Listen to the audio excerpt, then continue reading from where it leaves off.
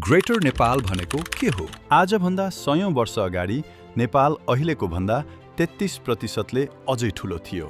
त्यसमा इन्डिया र तिब्बतको केही भूभाग पर्थ्यो। विभिन्न कारणले विभिन्न सन्धि सम्झौता मार्फत नेपालले त्यो भूभाग गुमाउनु पर्यो। ग्रेटर नेपाल के आजको दिनमा सम्भव छ त?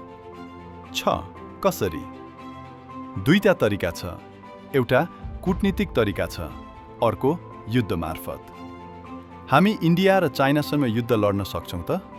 सक्छौं। जसरी युक्रेनले रसियासँग लडिरहेको छ, त्यसरी।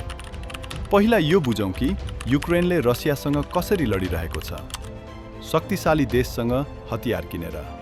तर युक्रेनको अर्थतन्त्र त सखाप भइसक्यो त। त्यसैले त अमेरिकाले त्यो युद्धबाट हात झिक्दैछ। के ग्रेटर नेपाल पनि त्यसरी नै ल्याउने हो त? कोसिस गर्न सकिन्छ।